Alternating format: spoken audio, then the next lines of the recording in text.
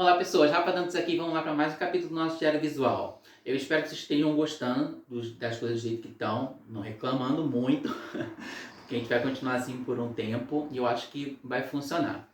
Esse capítulo, o Trevisan abordou um tema muito interessante que vai de encontro com o antes e agora que a gente está fazendo aqui no canal, vamos falar um pouco sobre isso.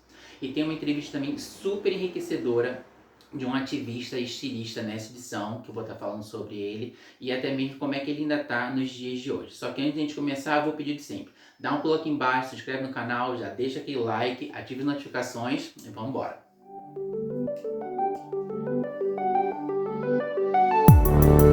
Projeto Diário Visual hoje em questão, capítulo 144, Maturidade em diversos aspectos da vida.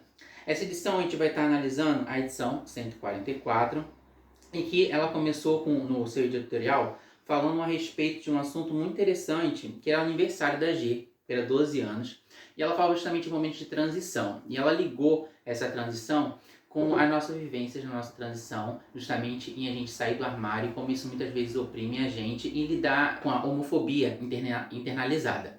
Então, ela lidou a respeito com isso. O editorial a gente já sabe que estava sendo bem sucinto em relação às edições anteriores, e foi sobre isso que ele tratou. As cartas estavam enaltecendo, tipo assim, violentamente o ensaio dos meninos do Calcinha Preta e também enaltecendo muito a entrevista com o MV Bill de respeito à diversidade. O Mundo G estava falando do Festival Gay do Rio, sobre filmes e tudo que estava rolando a respeito da cena naquele momento, e uma das estreias era o filme Do Começo ao Fim brasileiro, que causou bastante repercussão e um tema até um pouco polêmico. Também teve a Lady Gaga enaltecendo a cena LGBT, falando: quando eu comecei no mainstream, foram os gays que me colocaram lá, eu me comprometi com eles e eles se comprometeram comigo. E é graças à comunidade gay que eu estou aqui hoje. E a gente vê até hoje realmente o quão aliada ela é, que não é só a respeito da música, que a gente vê que ela é ativista em diversas coisas e como isso ajudou bastante a comunidade em diversos aspectos. Além disso, no Mundo G tinha uma nota de homenagem ao ator Miguel Magno, que tinha dado entrevista para a G algumas edições atrás e que infelizmente tinha vindo a falecer em 17 de agosto daquele ano.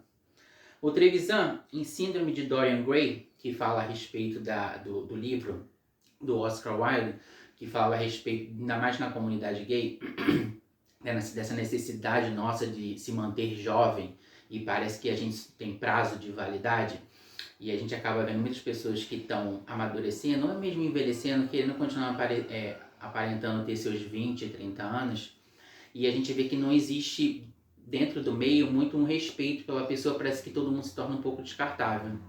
E isso linka muito com o que eu tinha falado do antes e agora que a gente está fazendo no canal, que eu até comentei no final do último capítulo de como muitas pessoas são muito cruéis quando veem que, tipo, alguém envelheceu e, tipo, às vezes os caras tinham 20, 30 anos, eles eram enormes, tinham um bração, um peitoral enorme, e às vezes a pessoa envelhece, ela fica ou um pouco mais obesa, ou ela não tem mais o cuidado que ela tinha na época dos 30 anos, e é como se não tivesse como ter a possibilidade de enxergar uma beleza diferente naquela pessoa, porque ela já não se encaixa mais naquele padrão, e se trata essas pessoas como descartáveis.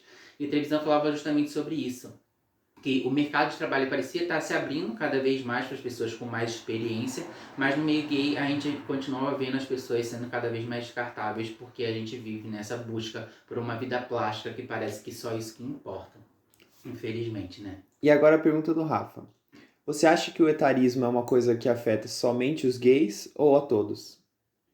Eu acho que afeta a todos, mas eu acho que no meio gay, ainda mais masculino, eu acho que afeta um pouco mais porque justamente parece que a gente sempre tem aquela visão muito sexualizada da vida, e parece que o sexo parece estar atrelado justamente só à juventude. As pessoas não imaginam pessoas envelhecendo e continuando ativas sexualmente. E é uma coisa que realmente acontece, mas não se fala sobre. Até que teve um filme que a gente viu de terror que falava sobre isso, que era o X, né? Que a gente achou um pouco problemático porque em alguns momentos parece que eles usam como... Pelo menos foi na nossa percepção. Eu não sei na percepção de outras pessoas. Foi a percepção que o Rafa a gente teve quando a gente viu o filme. Que parece que eles usam como parte de... meio que para causar desconforto no público, justamente a sexualização dos corpos idosos. E a gente vê que existe muito isso no meio, sabe? De as pessoas, muitas vezes, num simples quadro do canal do Antes e Agora, a gente vê as pessoas falando, às vezes, de forma meio cruel, sabe? Com o envelhecimento de certas pessoas. E parece que as pessoas não se colocam no lugar de que, tipo assim, eu preciso ressignificar isso na minha mente para entender que eu também vou envelhecer e que existe a possibilidade de enxergar uma beleza por um outro prisma, né? Mas, infelizmente, a gente tem que amadurecer em tantos aspectos a respeito de respeito em nosso lugar na sociedade, que às vezes essas coisas que vocês acham que é pequena acaba ficando para depois, infelizmente.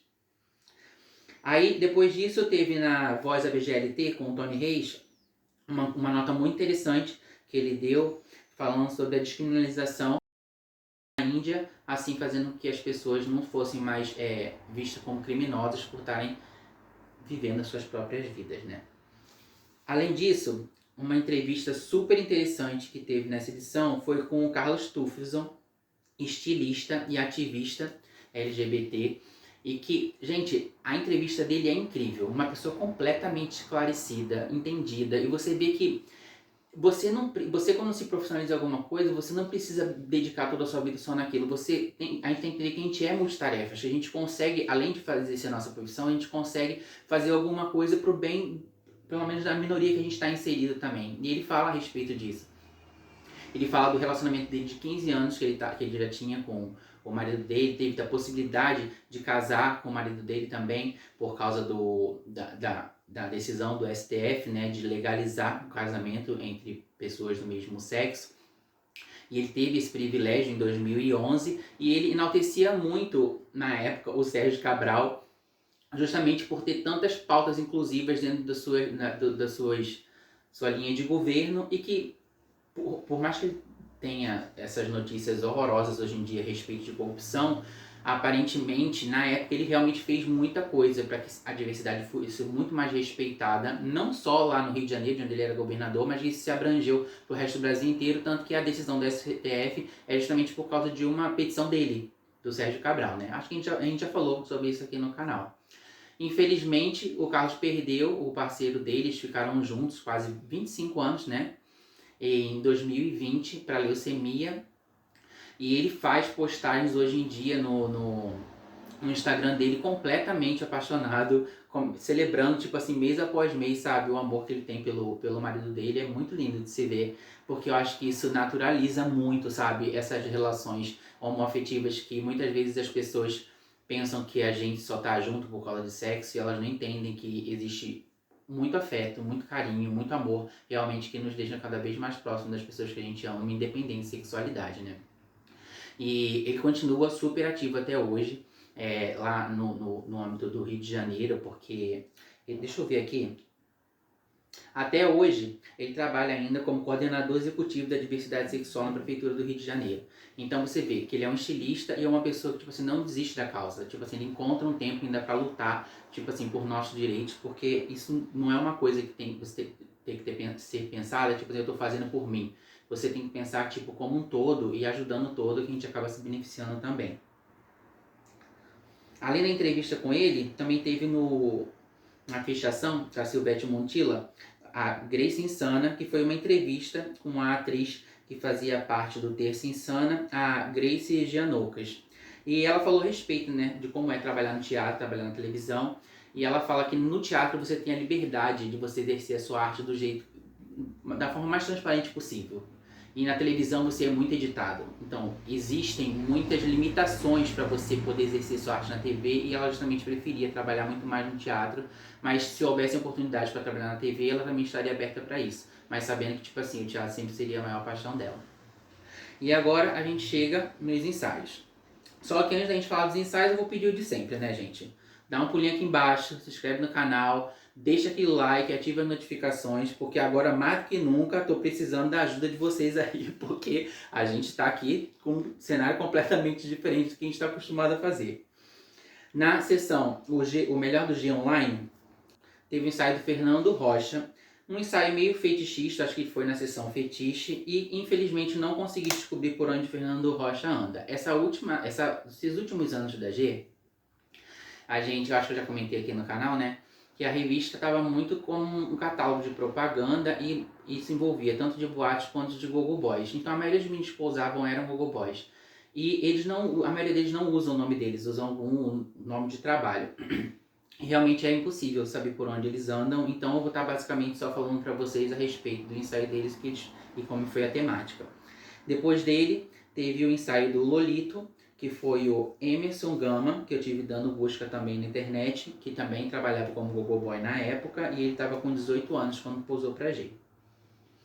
O ensaio do Desejo ficou com o Jorge Mendes, que eu também não encontrei na internet, e provavelmente, creio, também era outro gogo boy. E ele também fez um ensaio meio, um estilo um pouco mais sombrio, mas parece uma coisa meio fetichista também. Não deu muito para identificar o que era, com umas botas pretas, umas roupas meio transparentes. Eu acho que tudo meio dentro da temática do que eles estavam acostumados a trabalhar. O ensaio de capa ficou com o Fernando Balcevitz, que na época estava tentando a carreira de modelo, e a temática do ensaio dele foi todo baseado nisso. Foi fácil de encontrar ele na internet e hoje em dia ele trabalha como baloeiro. Achei incrível, uma coisa super diferente. E assim a gente termina mais esse capítulo. Eu sei que isso é um tema muito recorrente, falar a respeito de etarismo, né? E a respeito de a gente ter maturidade em lidar com diversos aspectos da vida. E baseado nesse antes e agora que a gente está fazendo aqui do canal, eu queria que vocês falassem justamente a percepção de vocês quando vocês se deparam com o menino quando ele era jovem, quando posou para a revista, como eles estão agora, quando ele está bem diferente de como ele era antes. Qual é a sensação que você sente? Qual é a primeira coisa que vem na sua cabeça que você pensa na hora ali de botar um comentário num vídeo? Será que, tipo assim, você pensa o suficiente, caramba, um dia eu vou envelhecer, e será que eu gostaria que pensassem isso de mim? Ou será que eu vou pensar assim de mim mesmo? Vale a pena a reflexão. Obrigado, gente, por ter vocês aqui comigo mais essa semana. E eu queria só pedir uma coisa antes de vocês ir embora. Darem um pulo aqui embaixo, inscrever no canal, deixar aquele like, ativar as notificações. Meu Instagram tá aqui embaixo. Comenta bastante, compartilha o vídeo e a gente se vê na semana que vem. Até já já.